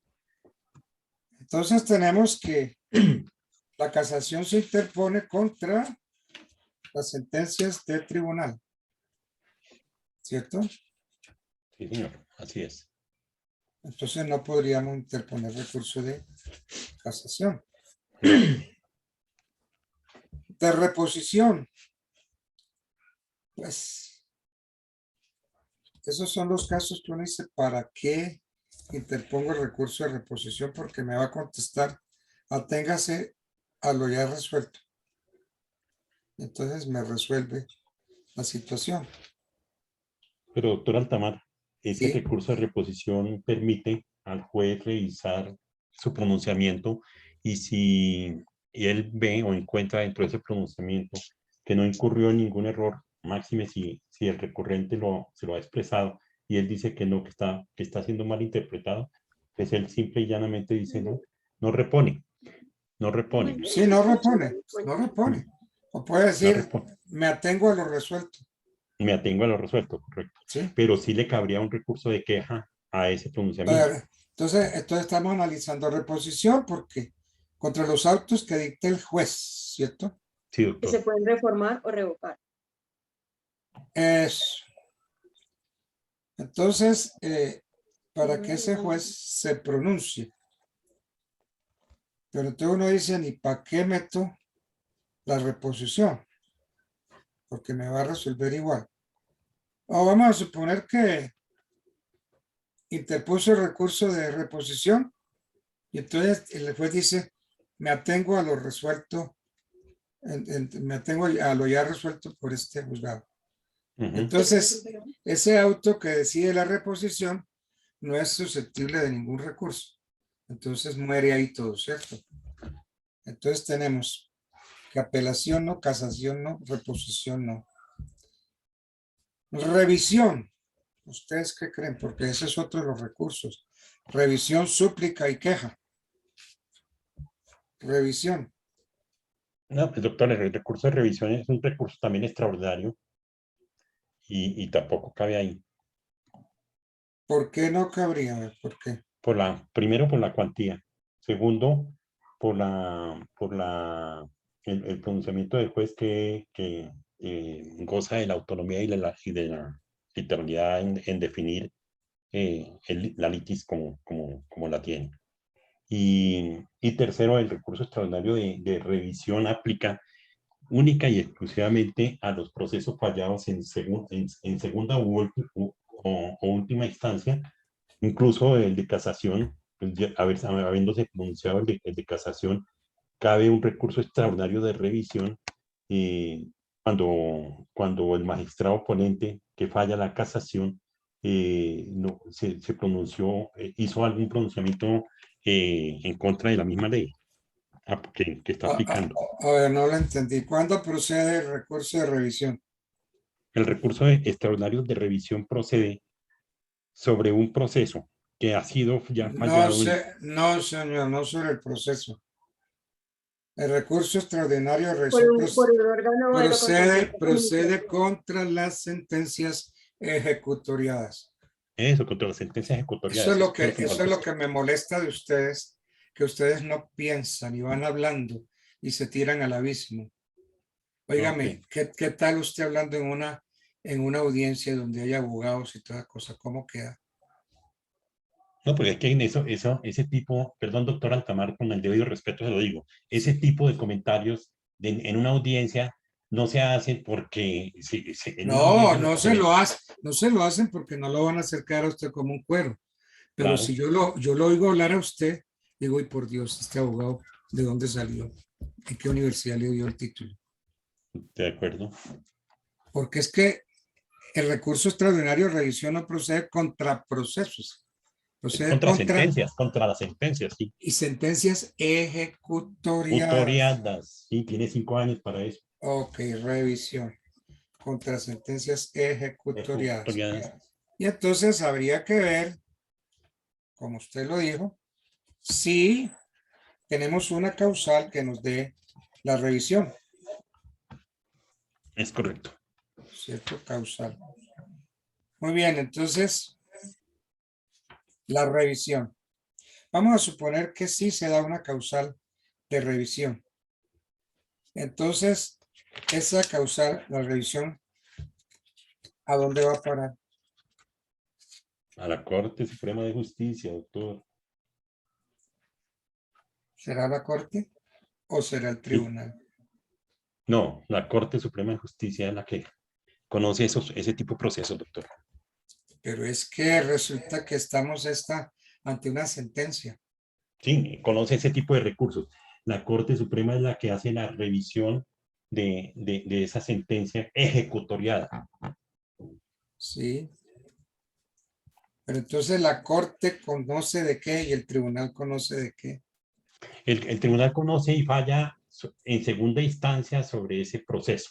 Es decir, estamos hablando, hablemos de un divorcio en No enredemos más. Estamos ante la revisión. Bueno. Entonces, muy bien, usted va a interponer el recurso de, extraordinario de revisión. de revisión. Sí. Entonces, ¿quién va a conocer de ese recurso de revisión? El magistrado competente de la sala que le corresponde. Hablemos de instituciones, ¿la Corte o el tribunal? No, la Corte Suprema de Justicia es la única que conoce el recurso extraordinario de revisión. Sí. ¿Y el tribunal no? Tribunal no. ¿Dónde está eso? Pues eso es lo que me lo han enseñado sus otros docentes, sus otros colegas, doctor.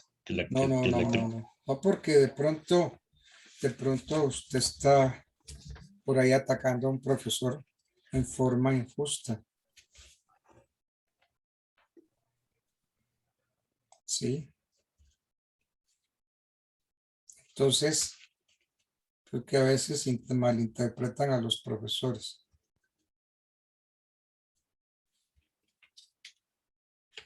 El 358 del código le dice la Corte o el tribunal.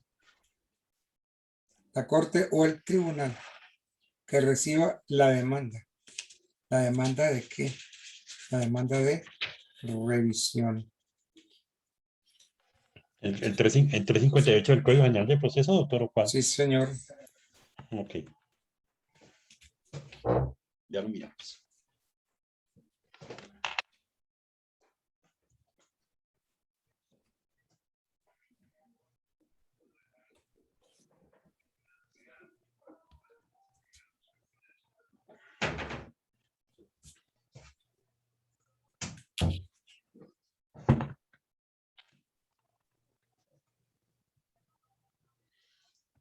En el artículo 355 dice las causales de revisión.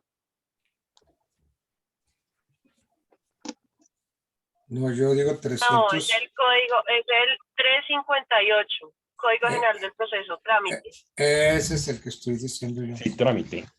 Pues, léelo. ¿Lo lees tú, Laurita, o lo leo yo? No, léalo. Artículo 358, trámite.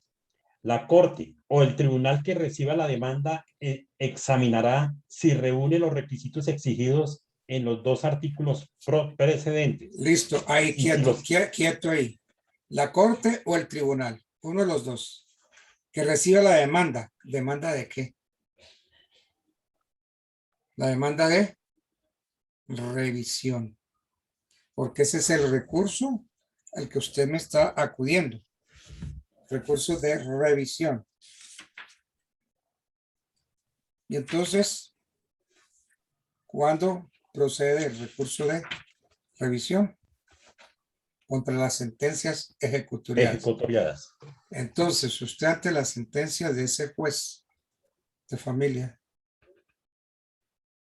interpone el recurso de revisión, que es un recurso extraordinario, porque como ese fallo del juez no admite segunda instancia, porque ya lo vimos que es el juez en única instancia, entonces va a admitir ese recurso extraordinario de revisión contra la sentencia ejecutoriada de ese juez de familia que le falló. Entonces yo le digo, muy bien, se dan las causales de revisión. Entonces, esa revisión, esa demanda de revisión, dice el 358, la Corte o el tribunal que reciba la demanda. La Corte o el tribunal. Entonces mi pregunta es, ¿quién es competente para conocer del recurso de revisión? Pues doctor, ahí sí, como usted mismo lo dice, en este caso sería, por decir algo, un juez, hay una sentencia ejecutoriada en un juez civil municipal. La confirma No, civil municipal no. No, civil municipal es el juez de familia. Bueno, perdón. Bueno, hay una sentencia confirmada del juez del circuito de familia. Confirmada. No me hable de confirmada, ejecutoriada. Bueno, ejecutoriada, perdón, sí, y ya cobró firmeza, digámoslo así. Ah, claro que sí. Perfecto. Entonces, conocería el Tribunal de Familia, el Tribunal Superior de Familia de esa jurisdicción. El tribunal de familia. Sí. Bueno, es que el código lo dice así, ¿no? Dice la corte o el tribunal. Y entonces, ¿por qué el tribunal y por qué no la corte? De pronto por la cuantía, doctor. No, vamos a suponer que sí se dan las causales para formular el recurso. Porque Entonces, por ser el superior jerárquico inmediato, doctor.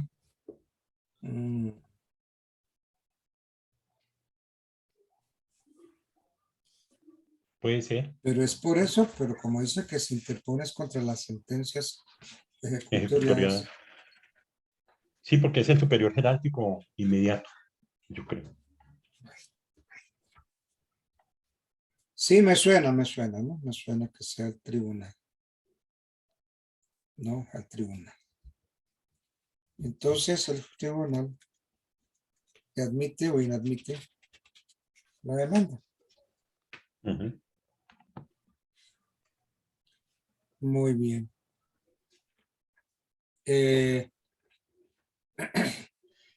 Bueno, es que ya eso sería preguntar mucho, no debería preguntar por los efectos en que se concede. Está muy bien. Bueno, porque los recursos de súplica y de queja, ¿por qué no meteríamos el recurso de súplica?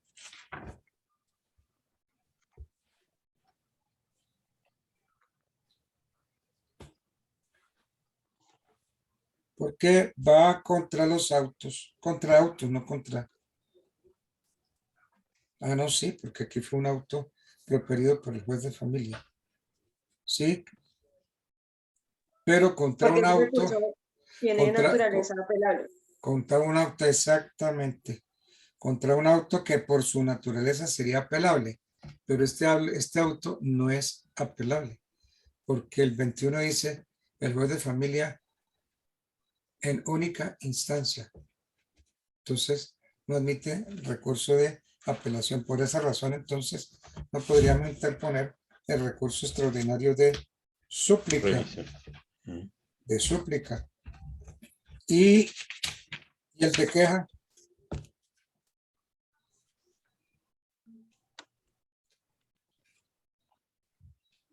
Abran el código en el 353. Aquí lo tengo, doctor. Sí. Dice capítulo 5, recurso de queja. Artículo 352, procedencia. Cuando el juez de primera instancia deniegue el recurso de apelación, el recurrente podrá interponer o el de queja para que el superior le conceda, si fuere procedente, el mismo recurso procede cuando se deniegue el de casación. Entonces resulta que le va a negar el recurso. ¿Por qué? Porque contra la sentencia del juez en única instancia no hay ningún recurso. Entonces no admite ni el de revisión, perdón, ni el de súplica, ni la queja. Ni la queja. Ahí sería el recurso de revisión. Bueno.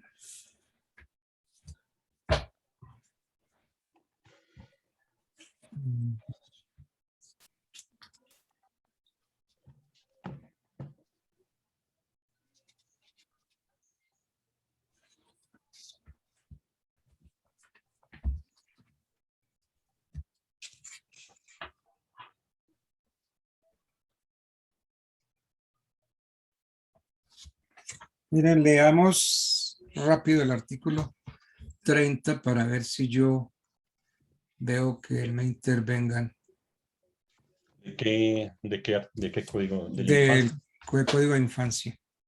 Con mucho gusto, doctor. Artículo 30.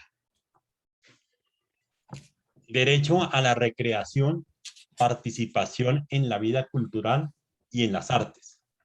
Los niños, las niñas y los adolescentes tienen derecho al descanso, esparcimiento, al juego y demás actividades recreativas propias de su ciclo vital y a participar en la vida cultural y las artes. Igualmente, tienen derecho a que se les reconozca, respete y fomente el conocimiento y la vivencia de la cultura a la que pertenezcan. Parágrafo primero. Para armonizar el ejercicio de este derecho con el desarrollo integral de los niños, las autoridades deberán diseñar mecanismos para prohibir el ingreso a establecimientos destinados a juegos de suerte y azar, venta de licores, cigarrillos o productos derivados del tabaco y que ofrezcan espectáculos con clasificación para mayores de edad. Parágrafo segundo. Cuando sea permitido el ingreso a niños menores de 14 años a espectáculos y eventos públicos masivos, las autoridades deberán ordenar a los organizadores la destinación especial de espacios adecuados para garantizar su seguridad personal. Bueno, entonces,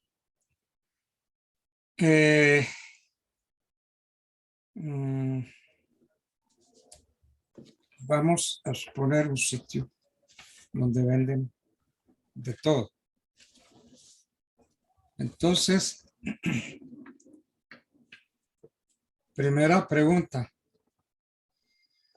La restricción al ingreso de menores a establecimientos donde se venden bebidas alcohólicas es durante las horas del día y la noche o solo en horas nocturnas. Esa es una pregunta. En estos sitios pueden estar los menores de edad en compañía de sus padres, así estén consumiendo gaseosas o similares.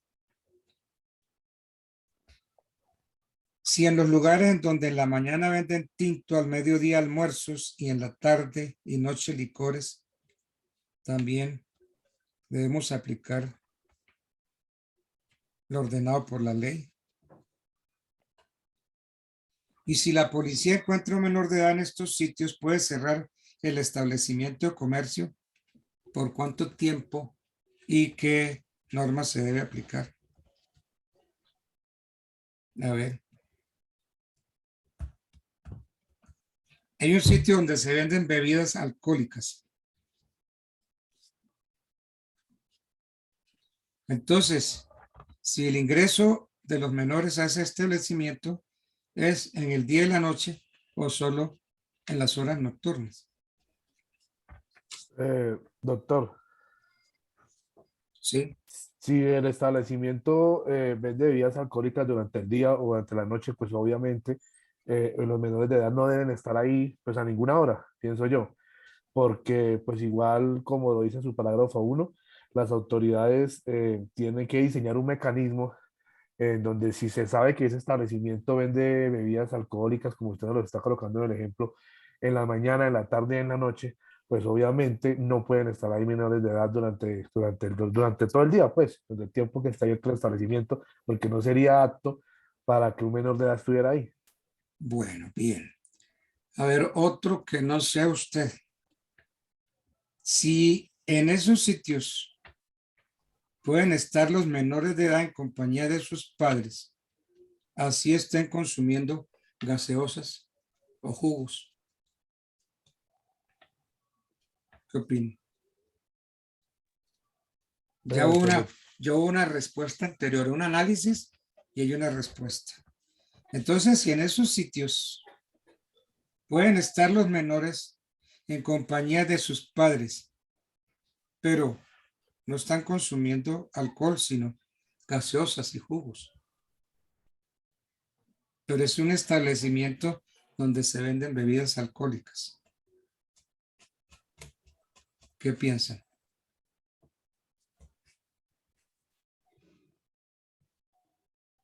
¿Quién puede contestar, doctor?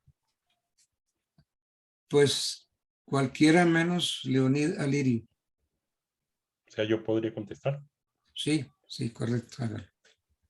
Pues doctor, en lo que se refiere a ese, enfáticamente a lo que usted manifiesta, es que el mayor de edad que lleva el niño debe buscar el espacio adecuado para tener ahí a su niño o a su menor de edad y que no vaya a sufrir consecuencias eh, que lo lleguen a afectar por ver que pasa el licor o ver que otra gente se sienta o está ahí departiendo y tomando licor. Entonces, ese mayor de edad, esa persona o el dueño del establecimiento debe adecuar un espacio acorde para la permanencia de esos menores de edad que puedan departir su jugo y su gaseosa que quieren ingerir. Es Bueno, responsabilidad del dueño. entonces, pero se venden bebidas alcohólicas. Correcto, doctor. Entonces, el dueño del local, el dueño del negocio, lo que tiene que es tener un sitio adecuado y desplazar a esos menores de edad hacia ese lado para que ellos ingieran su jugo y su licor y su gaseosa y no tengan incidencia con la otra parte donde él vende licor. Bueno, a ver, Roxana, Laura. Si en esos lugares en donde en la mañana venden tinto, al mediodía almuerzos y en la tarde y noche licores, ¿también se les debe impedir la entrada a esos menores? Profe, no, pues yo pienso que no se le podría permitir porque igual yo puedo ir con mi hija caminando y no se puede almorzar en ese lugar. Pero pues contarle que si ellos venden de noche licores, pues pienso que no, ahí sí, en ese momento, en el momento de la noche, pues no se podría tener el niño o la niña ahí. Pero pienso que si solo es para almorzar o tomar una gaseosa en la mañana, pues la verdad no le vería el problema. Se le ve el problema es que en la ley no practican mucho digamos como la hermenéutica. No le hacen una buena práctica a la interpretación. Entonces yo pienso que es que más bien deberían es como especificar mejor las situaciones adversas que se puedan presentar. Bueno, y resulta que está el menor en compañía de su padre en un sitio de esos. La policía puede cerrar el establecimiento de comercio y lo puede cerrar, ¿y por cuánto tiempo? Doctor, yo creería que sí lo puede cerrar, porque en el establecimiento donde está tomando juguito y gaseosa al menor, en una mesa, en la mesa siguiente pueden estar consumiendo alcohol, pueden estar fumando, pueden estar jugando cartas, apostando dinero, y un menor de edad ese no es el entorno de un menor de edad. A mi criterio, yo pienso que sí lo podría cerrar, porque no puede estar un menor de edad en un lugar donde se venda bebidas alcohólicas, se fume o se practique algún otro juego o alguna Muy bien, algo que Felipe. ponga la integridad al menor. Roxana, ¿usted qué opina? Y Laura. Profe, sí, o sea, si no estoy mal, el establecimiento se podría cerrar por 3 meses. Digamos, si la policía llega a encontrar un menor de edad, así sea en compañía del padre de familia. Digamos, por lo que decía Felipe, no es el entorno para estar en él y pues no podría cerrar el establecimiento. Pero la restricción de la norma es para las horas del día y de la noche o solo en horas nocturnas. Yo creería que día y de noche, porque en el día puede haber un ejemplo, puede haber un conflicto entre dos personas que están tomando y los niños se pueden ver involucrados. Tanto en la noche pueden también verse involucrados. ¿Tú qué Yo opinas, creo que Laurita? ¿Qué opinas? Esas restricciones en horas del día y la noche. Sí, profe, es del día y la noche, digamos, porque igual están consumiendo alcohol. Digamos que el expendio de bebidas alcohólicas a menores de edad pues está en la ley y se prohíbe día, noche, a cualquier hora del día. Entonces, digamos, si están consumiendo bebidas alcohólicas con un menor de edad, pues está ahí también la infracción. Entonces, yo pido que sí, día y noche, pues estar prohibido, digamos, que porque está el menor de edad ahí. Ahorita consideras entonces que la restricción es permanente y absoluta y por tanto aplica en horario diurno y nocturno.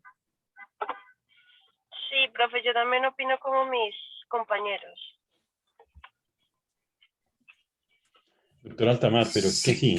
¿Cuál es el riesgo que se corre ahí? Pero permítame un momentico, doctor, mire. Vamos a un ejemplo. Laura que tiene carro. Laura va con su niña a un lavadero. A ella la llevan en el baúl, ella no tiene carro. Sí, a ella. Entonces ella deja lavando el carro en el lavadero y ve la cafetería ahí al lado. Es que son casos palpables y son casos que son situaciones vivientes hoy. Entonces uno ve el negocio ahí y ahí venden cerveza, ahí venden aguardiente, ahí venden licores, ahí venden gaseosas. Exactamente hecho eso, exactamente hecho eso. Eso. Entonces, ¿qué hace? ¿Qué puede hacer Laura ahí? O el dueño del negocio, pues adecuar un espacio para que Laura se siente con su niña y departa su gaseosa con la niña, mientras que le lavan el carro. Y llega la policía no puede tomar una acción judicial porque aquí el parágrafo segundo lo dice, del artículo 30, que si mientras que el dueño de ese negocio adecue el sitio exacto para que pueda departir Laura con su niña, sin que sea molestada por lo que están ingiriendo licor, no tendría ningún problema ese sitio, doctor. Creería yo. No tendría, entonces no hay restricción para ese menor. No, ahí no habría restricción, doctor. Ahí no habría. Claro, si hay un sitio todo vulgar y que pongan la música a todo Pero volumen es que la prohibición es que para la mañana, para la tarde, o es permanentemente. Generalmente uno con el niño va a lavar el carro, es en el día, doctor, en la mañana o en la tarde. Sí, puede que sea la costumbre, pero la norma, ¿cómo me la interpreta? No, pues la norma es clara aquí al decir que en el parágrafo segundo que es responsabilidad del dueño del negocio adecuar el sitio para ese tipo de acontecimientos. Pero entonces la restricción, ¿solo opera por la mañana, solamente por la tarde o solamente por la noche? ¿Ah? La restricción dice ahí, pues leyendo el parágrafo segundo, dice, cuando sea permitido el ingreso a niños menores de 14 años a espectáculos y eventos públicos masivos, las autoridades deberán ordenar a los organizadores la restricción especial de espacios adecuados para garantizar su seguridad personal. Entonces... Pero es que espectáculos y eventos públicos, pues es que aquí no hay ningún espectáculo ni evento público. Aquí es que Profe, en ese caso la restricción sería permanente. Porque pues en el parágrafo, en el artículo dice que es a eventos públicos, por ejemplo, un concierto, digámoslo así, donde vaya un menor de 14 años, pues ahí se tenía que adecuar un sitio donde estén esos menores de edad. Pero digamos que cuando es así, restaurantes y eso, pues yo creo que es permanente la restricción. Permanente y absoluta, y aplica tanto a horario diurno como nocturno. Así es. Bueno, ok. Entonces este es el grupo número 5. Número 4, doctor, número 4. ¿El 4 de ustedes? Señor. 4. Javier Cardoso, que va a presentar mañana, porque creo que tiene un problema con la mamá, me parece. Sí, pero doctor. sí está. Roxana Zapata está. Laura Díaz, que ya la sacaron del baúl, del carro. Felipe Torres. Leonid Murillo, que ya contestó. Don José Guadir Rocha, que qué berraco que me leyó, fue leyendo y quería hacerlo pasar de su propia cosecha. Jodido, ¿no? No para nada, doctor. No, que va. Bueno, ok. El examen no estuvo malo, pero así como bueno, que diga uno bruto, ¿qué examen? Como que tampoco, ¿cierto? Y entonces resulta que yo les puse a ustedes en el primer examen, porque yo en el primer examen soy una madre que ayuda mucho, les puse 4,5 a todos. Pero en este ni es malo, ni es muy bueno que diga uno, "Oh, qué bruto, qué examen tan bueno". Entonces les voy a poner un 4 a todos. ¿Ok? Perfecto, doctor. Muy bien, muchas gracias. Muchas gracias, doctora Tamara.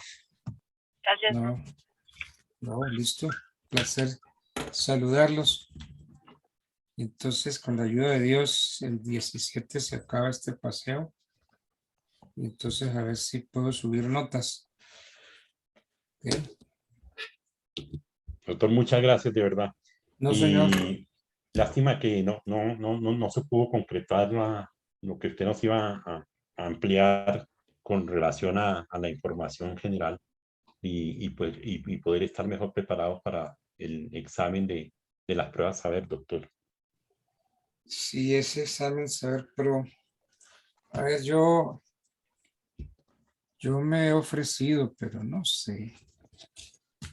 A veces no sé cómo piensan las directivas, ¿no?